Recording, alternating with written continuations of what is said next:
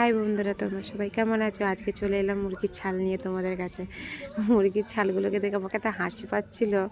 যাই হোক, তোমরা কে ভালোবাসো কিনা জানি না, হয়তো খারাপ খাবার কমেন্ট করবে যে মুরগির ছাল কে খায়, এত নোংরা হ্যান ত্যান বলবে, কিন্তু মুরগির ছাল খেতে খুব সুন্দর লাগে। তোমরা নিয়ে আসবে, নিয়ে এসে পরিষ্কার করে ক্লিন করে খাবে, দেখবে খুব ভালো লাগে। অবশ্যই গরম জল অ্যাড করবে, মানে গরম জলে ধুয়ে নেবে, তাহলে কী হয়, জীবাণুটা কেটে যাবে। বাচ্চা তো সবাই তো খায় জিনিসটা।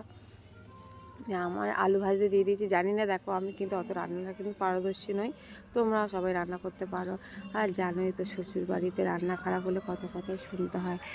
শ্বশুর বাড়ি তো নয়, স্বামীর ঘর তো নয়, আসামির ঘর।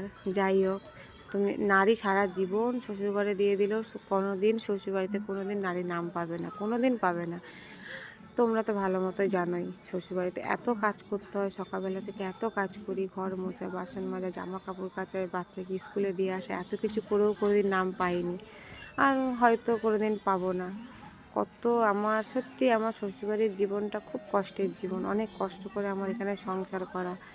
হ্যাঁ, এতটাই কষ্ট যে কি বলবো।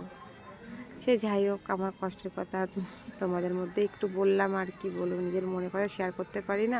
তো মশলাটা কষার সময় আমি একটু জল দিয়ে দিই, ঠিক আছে, একটু জল দিয়ে দিই, জল দেওয়ার একটু কষলে না মশলাটা ভালো তেলটা বেরোয়, আর মশলাটা বেশ মাখো মাখো হয়, মানে পুরোটাই তেলে ভাজলে কেমন একটা হয়ে যায়, যার জন্য আমি এরকম হালকা একটু জল অ্যাড করে দিই, দিয়ে ফুটি কষে নিই মশলাটা যখন তেল ছেড়ে দেয়, তেল দেখবো হালকা করে একটু তেল ছেড়ে, তখনই মাংসটা দিয়ে দিই, হালকা করে তেলটা ছেড়ে দিয়ে মশলাটা দিয়ে দিই।